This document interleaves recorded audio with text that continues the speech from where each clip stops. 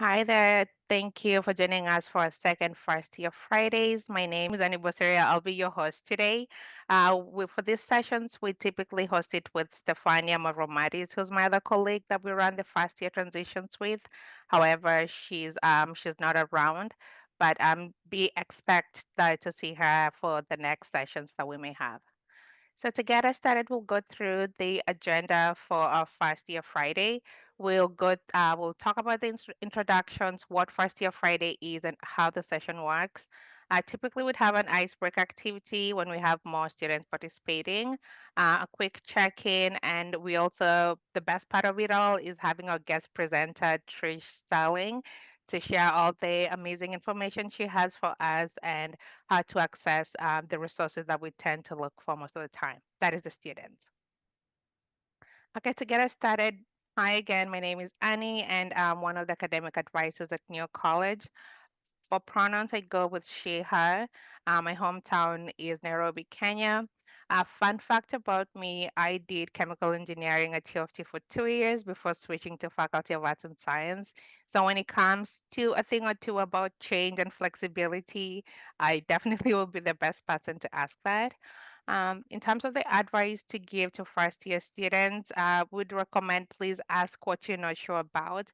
For that deadline that you missed, do not ignore and bring it to an end. Please come into the registrar's office to talk about your options and to see what are the best ways to approach coming to a solution for what you need help with. And also, there's so many resources available to you. Use them. You pay for them through the incidentals. Again, they're meant to support you and enhance your undergraduate experience. Our goals for this session is to provide students with timely information that will be topic based, and this will be around the dates and deadlines coming up for each month. Given that it's the weekly sessions before we move into bi-weekly, you'll be getting just in time advising information that you need as you continue with your semester. This one of our other goals was to build community with one another for students to get a chance to interact. We're hoping to achieve that with icebreakers. Again, that is when we have more students joining. But we hope that with the resources that we're sharing and your access to these recordings, that you'll still have an opportunity to know where to go to get to meet other students or even the resources.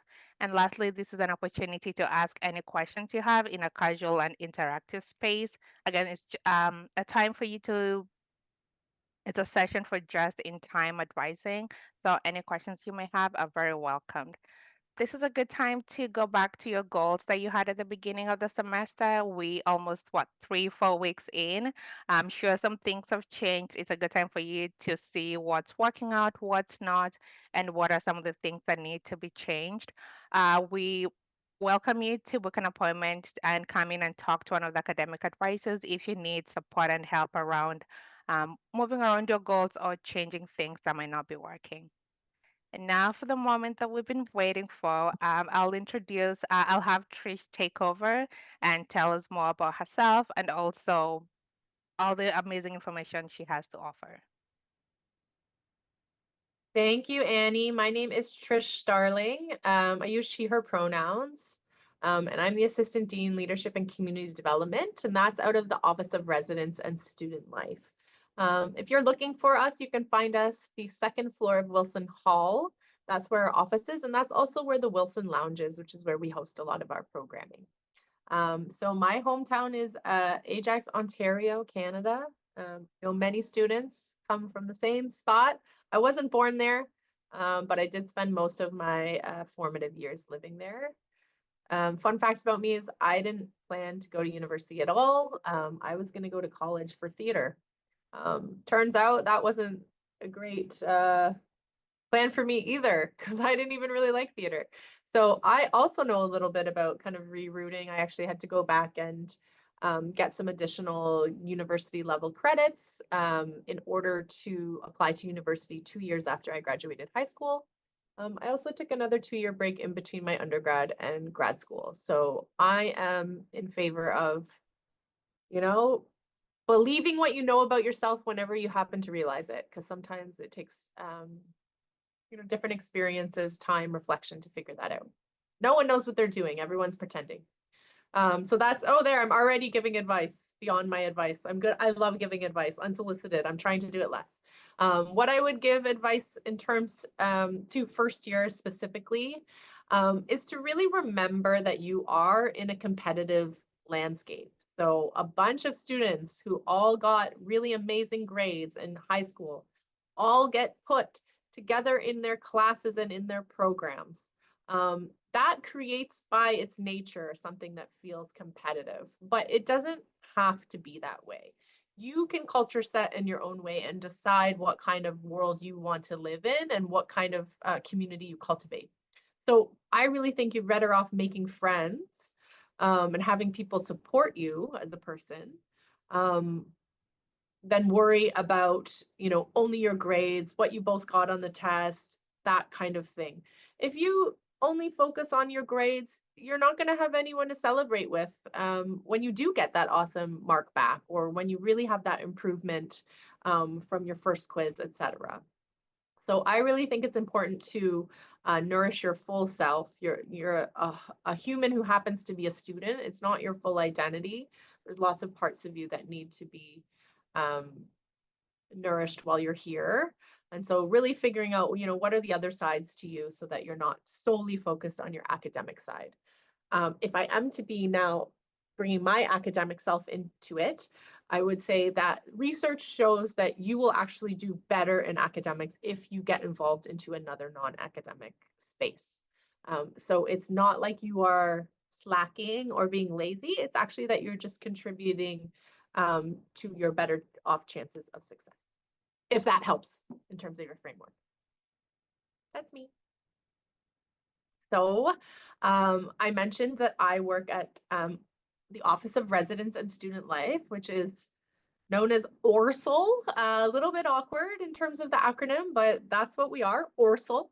And so I really invite everybody to, grab your phone. I'm going to do it here too, just in case I happened to put the wrong QR code, but I don't think I did because I did test it yesterday. So when you go through this QR code here, that's going to bring you to our webpage that is embedded within the New College webpage. And if you could go to the next slide, there is on this web page, it goes through what we do. So we can just flip through. So for example, if you're new to campus, you can find out about orientation and mentorship. So how do you get involved as an incoming student? Orientation, happened towards the end of August, but there's still mentorship opportunities and ways to get involved that way. Maybe you want to meet new people. We help connect you to clubs or events or organizations on campus. We actually have a student center in our basement. And so there are student groups there that are often doing events, mixers, etc., to try and reach the same students that are trying to be found. So it really is kind of just looking for what is available. And it doesn't require, you don't have to go to Clubs Day to get involved on campus. You can really find it at any time of the year. Clubs are always looking for new members. So maybe you are already a part of U of T student group. Congratulations, you did it. We also help with New College room bookings or other supports. So, maybe you want to find a space for an event, we can help support you or at least guide you to the place that you might need to go in order to do that. We also provide opportunities for trainings, etc., that may come in handy in terms of your student groups. Because, organizationally, those things can be hard and they're spaces for learning. So we're happy to help with that. You might want to build your resume. You might be thinking about, a part-time job during the year, or maybe during the summer, you want to get something that's a bit more full-time. We have jobs through our office. We also have a lot of volunteer leadership opportunities. If you're feeling like you're not quite at the you're not at the place where you're ready for full-time employment, but maybe you want to build that resume, learn some soft skills, we offer lots of opportunities for that through orientation, mentorship, etc. And we also have a pathway to provide support for international students. So we can, through my team, which is a student life team, we can connect you to supports that will help you feel connected, but also help on some of the larger items around work permits, etc. We know the right people to connect you to in case you're feeling a bit lost in that way. And we know that university can be hard. Being a human can be hard. And so you might be having a hard time or a tough time or feeling like things aren't going the way you thought they might. We can definitely support you with that and make sure that you get connected to the resources and the supports that you deserve. And so all of these reasons and more detail what our office does. We are also the Office of Residence and Student Life. We also have the whole residence side of things. If you are a resident at New College, I would always suggest and urge you to go to your Dawn. They're your first kind of uh, access point to support. They know who to then connect you with, and it's a nice personal touch that you have by nature of being a resident. So that was a lot. If you remembered one of those things, great. But that's why you went to the website, because it's all there. So you don't have to remember it. You just need to know where to go. So I actually invite people to bookmark our page even if you're looking for that. But if you know you're not going to do that, oh, sorry, Annie, can you go back to the other one? If you know that you're not going to bookmark the web page, that's okay. If it was the other way around, I probably wouldn't do it either. I would think that I would remember it all and then I wouldn't, but whatever. But if you want something that's kind of just in time information that gives you a little reminder when you need it, I would suggest you follow our social media. So this is our Life at New Instagram account. This puts up in our stories, we have the events kind of as they're happening for the day or for the week. And then on the grid, you can find things that are a bit more permanent. So some of those events in advance, some other kind of spaces or places where you can learn, etc. So I would follow it, give it a like every once in a while. That's obviously going to affect the algorithm. That's another big part if you're not interacting with our page. The big tech people think you don't care about our page. So keep liking, comment, send us a DM. You can find information there. You can also just DM us and we'll make sure you get to where you need to go through that way. So that would be like my number one tip is just follow our Instagram because there's good stuff there. And maybe none of these things, maybe you're like, I'm not going to go to a website. That's not really what I'm looking for. I don't even know what I want. I'm not really looking for something. I just like want to kind of connect with a real live human. What a beautiful thing. Don't we all? I recommend it highly. We are meant to be in community with each other. So why not come out to our community hours? So these happen twice a week. Every Tuesday from 12 to 2 and every Thursday from 1 p.m. to 3 p.m. And that's in Wilson Hall. This is the fall schedule, I should say. This is in Wilson Lounge, which is again the second floor of Wilson Hall. So if you go to 40 Wilcox, go in that main entrance, you can go up the stairs there, and to your right, you will run into Wilson Hall. If you need a more accessible entrance, you can go down through the ramp, and then there's an elevator there that will bring you to the second floor. So strongly urge you to come to our community hours. Those are run by students for students. There's 2 students there who their whole job is to say hello and to welcome you to sit down. There's crafting sometimes, or there's snacks, but you can just sit and hang out.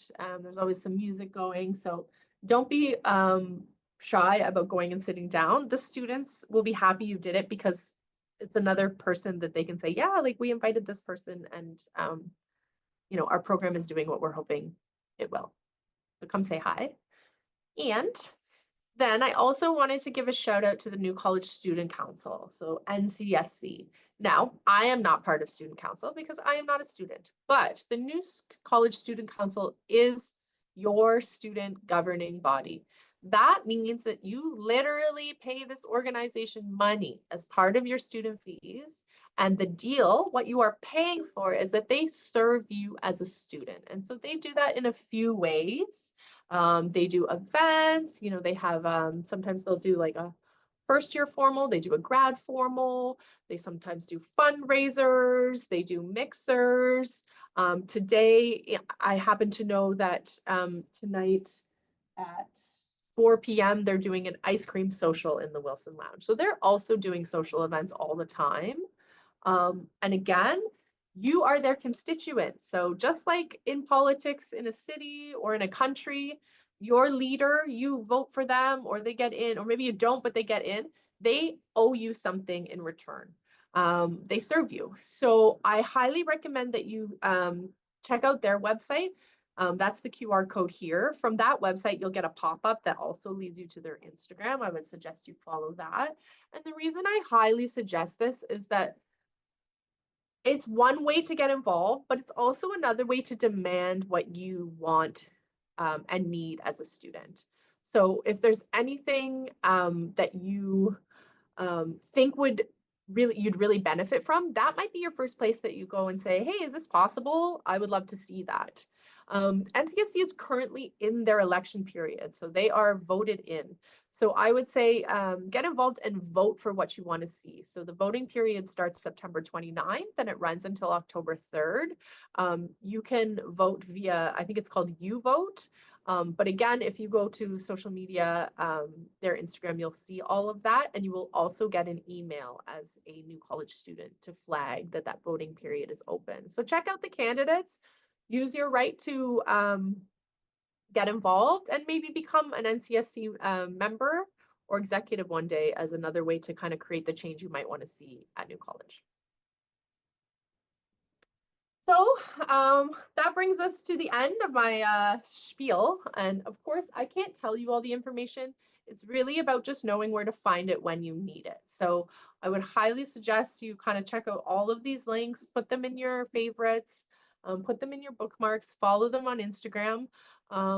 What it means is it's gonna, you might be on campus, maybe you're scrolling Instagram, you see, oh, look, there's a social right now. I can just go hang out, get a free ice cream and wait for an hour until my next class. Why not? And you might meet someone there, especially if you're actively trying to kind of do that connection work. I also highly recommend putting the phone down, putting your laptop down. We miss so much with our heads down because it closes us off from the world.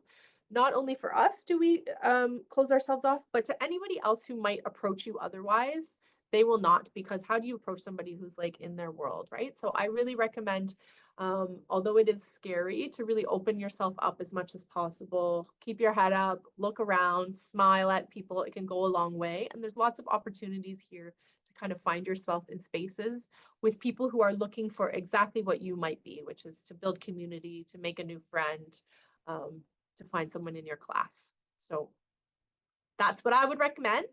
I realized I didn't even leave my email, which I might want to do. So what I'll do is I don't know, this is being recorded, but basically new.studentlife@utoronto.ca. You can reach my whole team there and we can help you if you have anything specific. Or like I said, you could also shoot us a DM on Instagram. Lovely. Thank you, Trish, for such a beautiful session. I appreciated the piece on being present enough for you to make those connections because I do see that on campus where students are just walking and their face is down looking on their phones. It almost makes them unapproachable, but we're aware that they're seeking these connections. So I love the piece on being present and all the resources that you shared. I love the Instagram thing. Honestly, it's so much easier. Plus, thinking that you just send a DM and you have your questions answered, I would go with that because it's easier. Most students tend to be on like TikTok or Instagram. So that's a good way to connect. And so, as we wrap up the session, we'll briefly talk about the dates and deadlines that are coming up or that are currently in place. For this period, we have the credit and no credit option. This is for both fall and the full year courses, the fall and yes, the fall and Y courses. So what is credit, no credit? Degree students can use the credit, no credit option to complete a distribution requirement or elective course taken at any of the three U of T campuses. This option gives students the flexibility to take courses outside of your program area with no impact on your grade point average, that is your GPA, and also this has a limit of a maximum of 2 credits. If you pass the course with a final grade of at least 50%, a notation of CR will appear on your transcript. For marks below that, that'll be a fail. 50 and below, it will be assessed as a no credit, and that'll be recorded on your transcript as well. You can request the credit, no credit on ACON during the appropriate request period. Currently, we are in the period for fall courses, that is between September 16th and all the way to December 2nd. So a few things to remember is that it does not affect your cumulative GPA. This will also not reduce the number of credits you enrolled in. It's mostly put in place to enhance your undergrad experience, especially when you're taking elective in areas that you're not familiar with and you're worried about that grade affecting you, then that will be the time to use the credit, no credit. Again, these cannot be used towards program required courses. If that course is required to meet a program requirement, then the credit, no credit option is not an option for you. In some situations, if you're at risk for failing the course, then a different alternative would be best. For instance, a late withdrawal. Again, we recommend that you book an appointment and talk to an academic advisor just to talk through your options and to see what's the best approach for that. Um, Something to remember is that some courses are not eligible for credit, no credit. This is mostly the Rotman courses. Ensure that you reference the academic calendar to make sure that the course you're trying to add credit, no credit will not affect you down the line or is even eligible. Again, given the time period that credit no credit runs, it's almost like 3 to 3.5 months. Students have plenty of time to make an informed decision on what they want, if they want to keep the credit no credit or take it off. So use have some checkpoints for yourself in terms of after you've completed midterms or assessments, and based on your performance, that'll be a good time to do that. The deadlines tend to be pretty strict. If you miss the deadline, there's not much wiggle room. Again, given that you have quite some time to make that decision. Another important deadline happening currently within this period is the fee refund. So we in between September 16th to October 7th, students who were assessed for the fall winter session based on each of the courses they were taking, they're in the 50% refund period.